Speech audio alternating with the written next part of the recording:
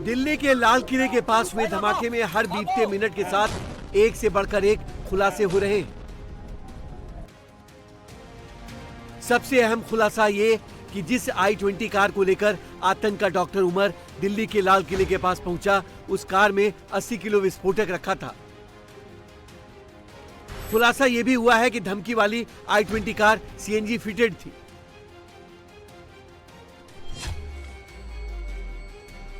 दूसरा अहम खुलासा यह हुआ है कि i20 कार को लेकर दिल्ली पहुंचा डॉक्टर उमर जम्मू कश्मीर पुलिस की ललकार के बाद फरार हुआ था, क्योंकि आतंकियों के मंसूबे को नाकाम करने में लगी सुरक्षा एजेंसियां लगातार 3-4 दिनों से फरीदाबाद मॉड्यूल पर एक्शन ले रही थी।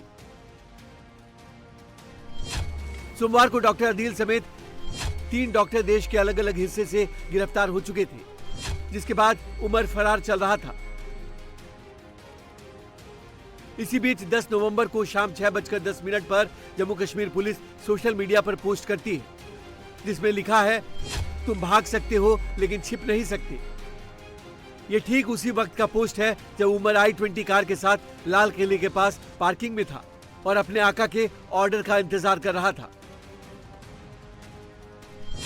माना जा रहा है कि अपने साथी आतंकवादियों की गिरफ्तारी और सुरक्षा एजेंसियों के दबाव में आकर डॉक्टर उमर ने पैनिक अटैक किया। ऐसे में माना जा रहा है कि प्लानिंग बड़े अटैक की थी, लेकिन सुरक्षा एजेंसियों के प्रेशर में उमर खुद को बचाने के लिए भागने लगा और ट्रैफिक की भीड़ की आड़ में भागने के दौरान ब्लास्ट हुआ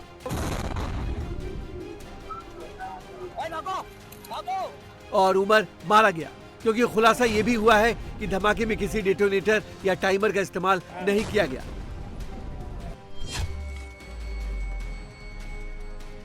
खुलासा यह भी हुआ है कि डॉक्टर उमर ने जिस वक्त अपने साथियों की गिरफ्तारी के बाद भागना शुरू किया, उस वक्त सुरक्षा एजेंसियां उमर की तस्वीरों के साथ उसकी घेराबंदी शुरू कर चुकी थी।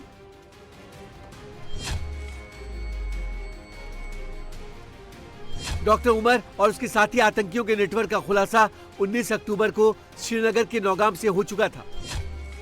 दरअसल 19 अक्टूबर की रात को श्रीनगर के नौगाम इलाके में पोस्टर लगाकर सुरक्षा बलों को मारने की धमकी दी गई थी। पोस्टरों की पड़ताल करते हुए पुलिस डॉक्टर अदील तक पहुंची, फिर फरीदाबाद के मुजम्मिल और फिर डॉक्टर शाहीन को गिरफ्तार किया। अदील से पूछताछ में मिली निशानदेही पर पुलिस फरीदाबाद में मुजम्मिल के ठिकाने पर पहुंची। पहले ठिकाने से 358 किलो विस्फोटक मिला, दूसरे ठिकाने से 2563 किलो अमोनियम नाइट्रेट मिला। मुजम्मिल ने ही शाहीन के पास AK-47 होने की जानकारी दी। मुजम्मिल के पास डेटोनेटर, बैटरी, टाइमर भी मिला। पुलिस को छापेमारी के दौरान एक लैपटॉप भी मिला है, जिससे कई अहम सुराग मिले हैं। जांच अभी जारी है, आज कुछ और बड़े खुलासे हो सकते हैं। अब दिल्ली में हुए धमाके के बाद लगातार एक के बाद एक गिरफ्तारियां भी हो रही हैं। जो डॉक्टर्स पकड़े गए हैं उनमें से एक है महिला डॉक्टर शाहीन शाहिद। अब डॉक्टर शाहीन शाहिद भारत के अंदर जैश-ए-मोहम्मद के लिए फंड इकट्ठा कर रही थी, महिलाओं को रिक्रूट कर रही थी। लेकिन सबसे बड़ी बात है कि आखिरकार डॉक्टर शाहीन किस तरह से जैश-ए-मोहम्मद के कांटेक्ट में आई, या फिर जैश-ए-मोहम्मद ने किस तरह से डॉक्टर शाहीन को अपने साथ मिलाया। और जो धमाका हुआ था दिल्ली में i20 कार में जिसे चला था डॉक्टर उमर, उसके साथ डॉक्टर शाहीन की मुलाकात कैसे हुई और ये पूरा मॉड्यूल किस तरह से तैयार हुआ, इसको लेकर भी अब पुलिस छानबीन कर रही है।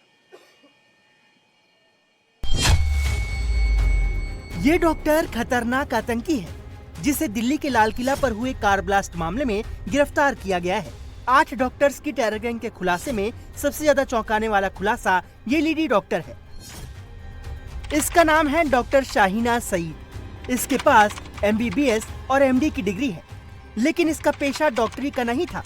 ये भारत में सफेद पोश आतंकियों की फंडिंग कर रही थी और भारत में जैश की महिला विंग को तैयार कर रही थी।